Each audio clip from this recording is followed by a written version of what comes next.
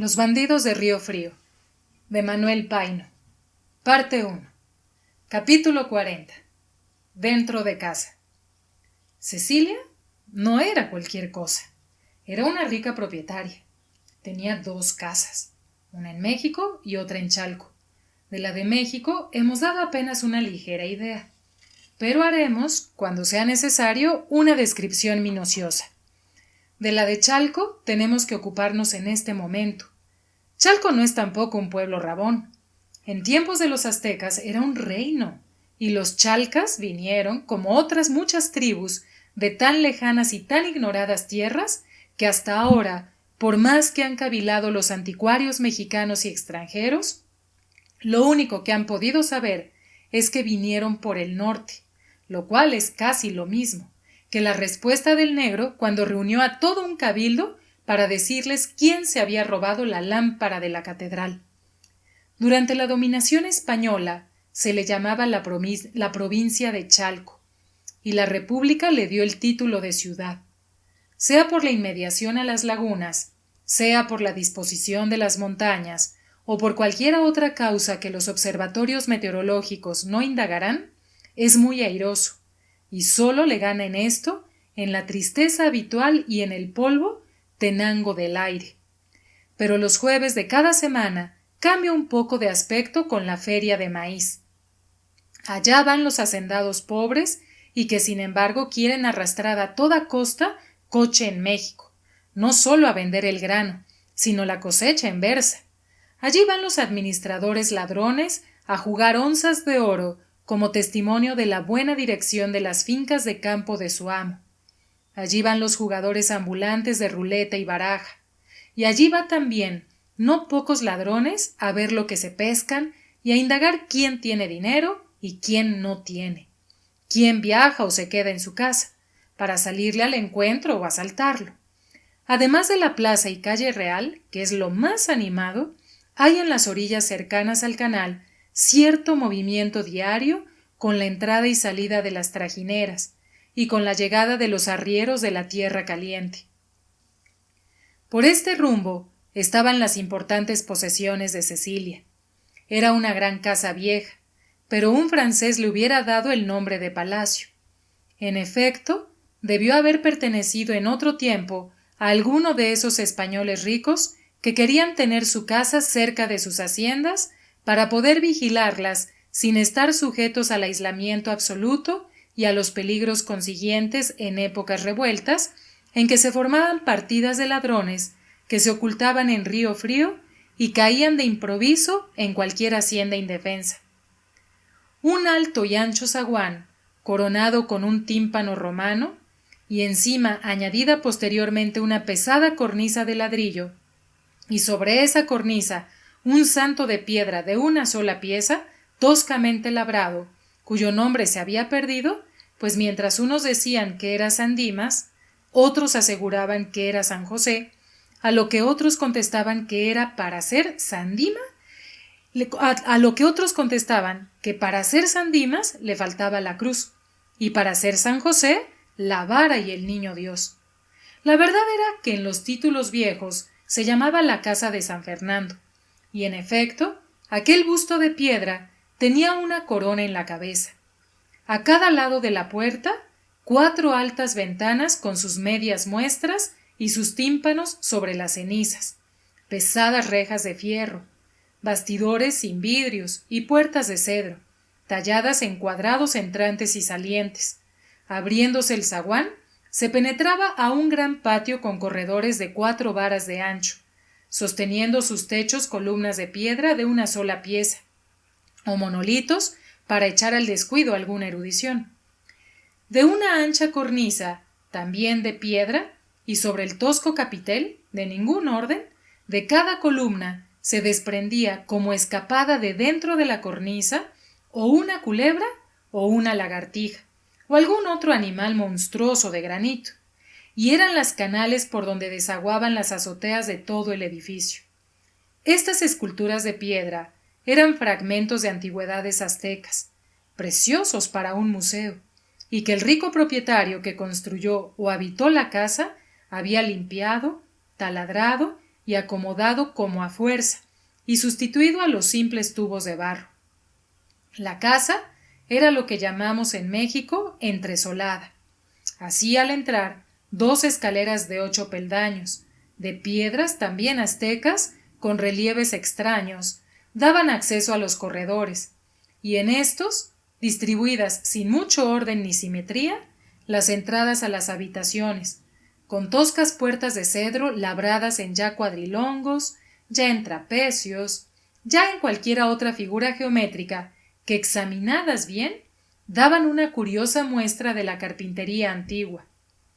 Al frente, 2 salones espaciosos, en el fondo, un gran corredor capaz de contener 100 convidados, y en los costados, viviendas, recámaras, gabinetes, retretes, cocinas, una confusión de cuartos de doble fondo, al punto que el que no conocía el local se aturdía y se extraviaba fácilmente. Los techos, todos de cedro labrado con sus ménsulas terminando en caras de leones o de perros. Las paredes estaban pintadas simplemente de cal, pero en los salones y piezas de honor se reconocía una buena pintura al fresco en los frisos, con sátiros, ninfas, cornucopias, jarrones de flores y cariátides.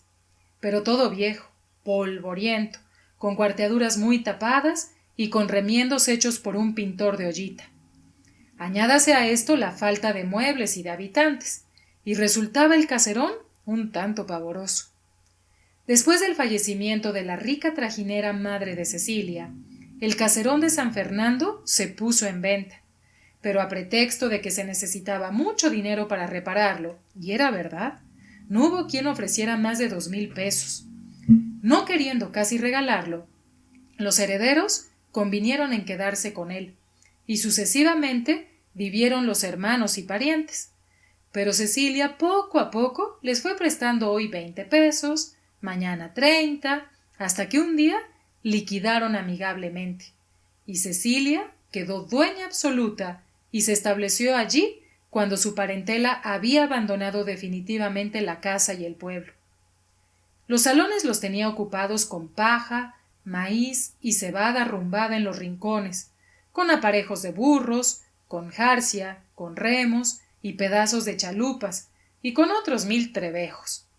Las ventanas se abrían una media hora de tiempo en tiempo para dar ventilación.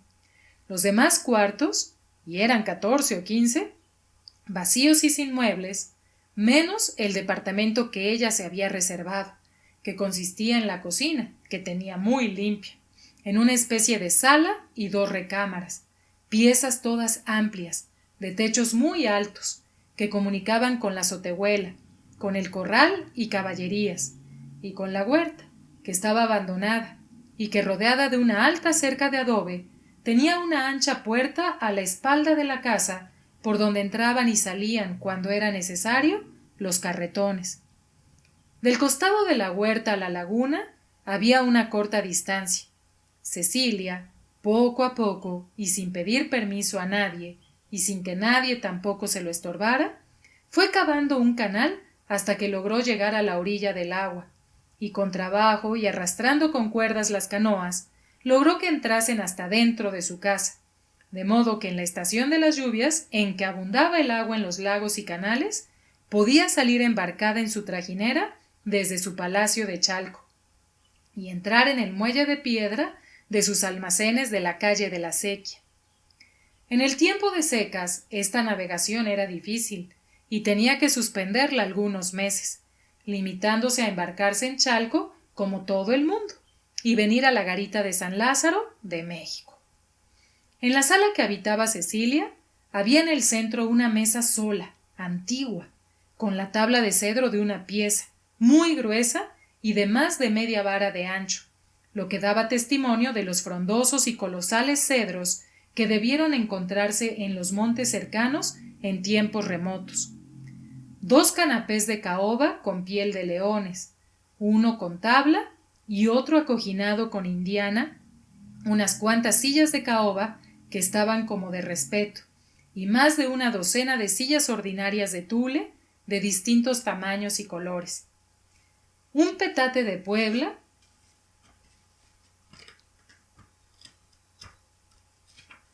con tejidos rojos servía de tapete al estrado. Ni un espejo, ni un cuadro, ni una estampa de santos. Las paredes lisas y limpias, con los restos extraños de los frescos retocados con colores fuertes y por consiguiente echados a perder. El techo era un verdadero artesón de cedro digno de un palacio. La primera recámara servía de muchas cosas. En primer lugar, de guardarropa. De uno a otro extremo había 4 cuerdas gruesas fijadas en la pared con unas alcayatas. La primera y segunda cuerda estaban destinadas para las camisas y enaguas blancas, las otras 2 para las enaguas de encima y para los rebozos. Las camisas y enaguas, con pocas excepciones, estaban bordadas, cosidas con randas y terminadas en encajes finos.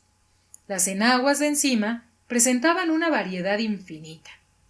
6 u 8 de castor, variando los encarnados con cinturas de tafetán, salpicadas de lentejuelas de plata y oro o sin ellas. Las demás azules, verdes y de muchos colores, de las indianas más caprichosas que se fabricaban en Inglaterra y Francia, expresamente para las Américas. Los rebozos de seda, de otate, de bolita, de hilo común, hechos en Temascaltepec, en Tenancingo, en San Miguel el Grande, en todas partes donde los tejían mejor.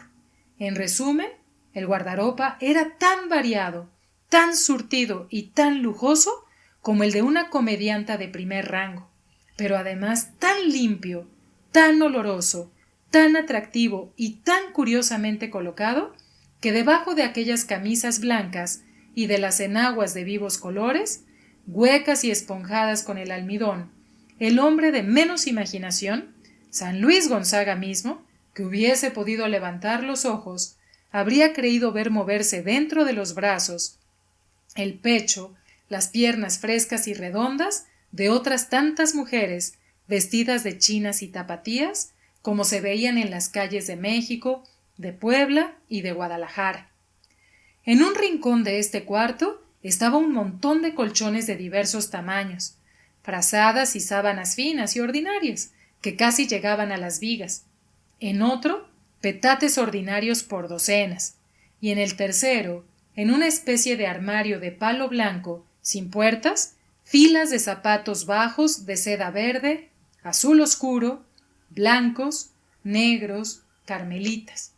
Uno que otro par amarillo canario o azul claro, pero todos, lo mismo que la ropa, limpios, olorosos, provocantes, pues era la pieza más limpia y perfumada, con sahumerios de exquisitas plantas, con el aroma de unas cuantas macetas que cultivaba Cecilia en la azotehuela y que colocaba algunas horas allí para evitar que se tostaran con el sol y dejaran al mismo tiempo sus aromas.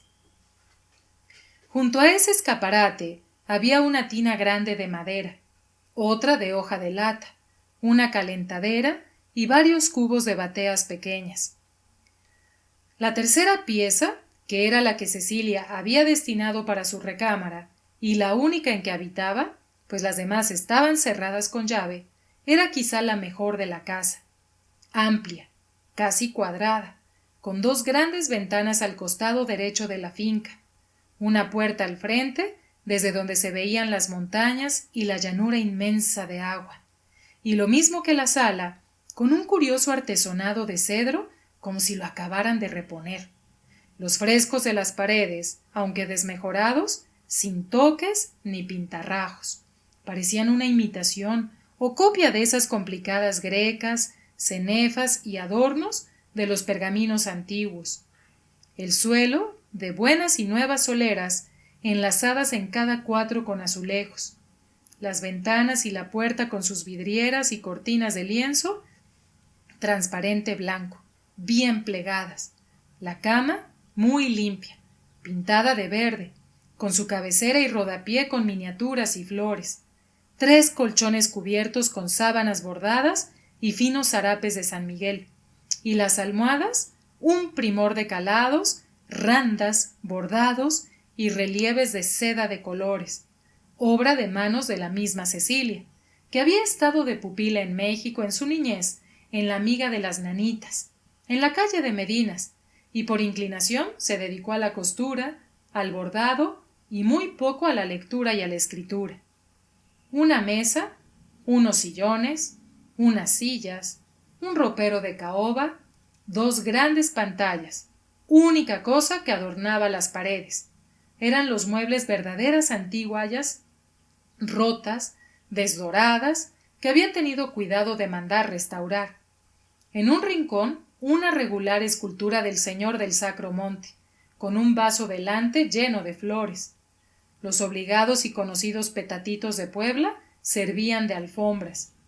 Cuando ocurrió el naufragio, Cecilia misma, a pesar del susto y de la fatiga, ayudada de la hija de un remero, dispuso una de las mejores piezas para el licenciado Lamparilla, poniéndole un banco de cama que encontró entre los trebejos de los salones, su par de colchones, buenas sábanas y cobertores, y sillas y sillones más decentes, sin faltar candeleros y demás cosas indispensables en una recámara que abundan también, aunque no de lo más escogido y fino, mientras que a Evaristo lo colocó al otro extremo de la casa, dándole por cama 3 o 4 petates ordinarios, un poco de paja seca y un par de frazadas.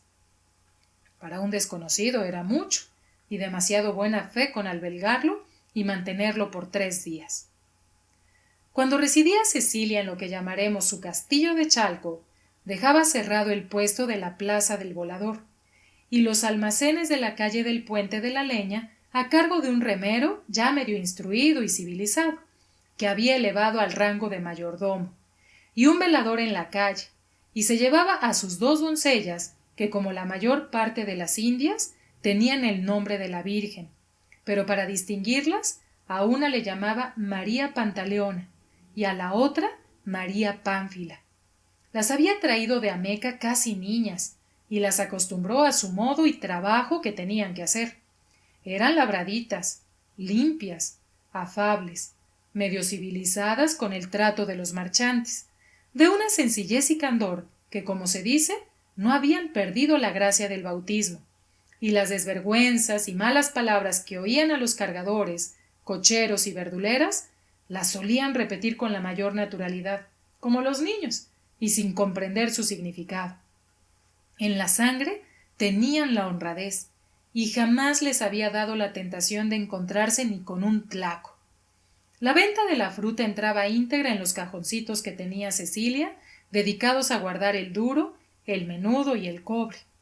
Fieles y apegadas a su ama, la servían al pensamiento, en el puesto vendiendo fruta, en la cocina, en el aseo de las cosas, en el cobro de deudas y mandados. Desde que había desaparecido Juan, en una palabra, eran sus esclavas, pero en compensación comían y vestían bien, y además recibían un buen salario, que Cecilia les guardaba o les compraba sus hilitos de perlas, sus arracadas y sus medallas de plata. Estaban las 2 Marías tan contentas que oro molido que les hubieran ofrecido en otra parte lo hubiesen rehusado por no abandonar a su ama. Aparte de los disgustos en la plaza con los marchantes que manoseaban la fruta sin comprarla, las borracheras de los del pueblo, solas y aisladas en Chalco, las borracheras de los indios remeros, lo cual era realmente insignificante y pasajero, esta familia de 3 mujeres del pueblo, solas y aisladas en Chalco, pasaban la vida bien entre el trabajo, la buena comida y el mejor sueldo, y eran más felices que los que entre seda, plata y oro habitaban el palacio de la calle de don Juan Manuel. La criada o segunda capitana, que acompañaba a Cecilia en sus viajes en la trajinera, era alquilada por viaje redondo y variaba cada mes o cada 2 meses, pero las Marías nunca se le despegaban. Lo único grave era la guerra sorda, pero sin tregua, que le hacía San Justo. Mas el percance del naufragio le había ocasionado el grandísimo bien de que Lamparilla le quitase este enemigo, y tal servicio lo agradeció tanto que no hallaba cómo pagárselo, Se sentía como enamorada y dispuesta a corresponderle, pero desechó esa idea como una cosa imposible y pensó en hacerle un espléndido regalo: un caballo del jaral, un reloj de oro, un anillo de brillantes, una prenda, en fin, que llamara la atención. Con estas ideas, con la de comprar o mandar construir en el astillero de Soquiapan una buena canoa más grande y mejor que la que había naufragado, y con la de encargar a Tierra Caliente que continuaran los envíos regulares de plátano, de naranja, de chicozapote, de granadas y otras frutas sabrosas de esas tierras, de que hacían gran consumo don Pedro Martín, los ministros de la corte y la casa de los marqueses de Vallalegre, Cecilia resolvió pasar un par de semanas en Chalco, y ya se verá que tenía necesidad de ello.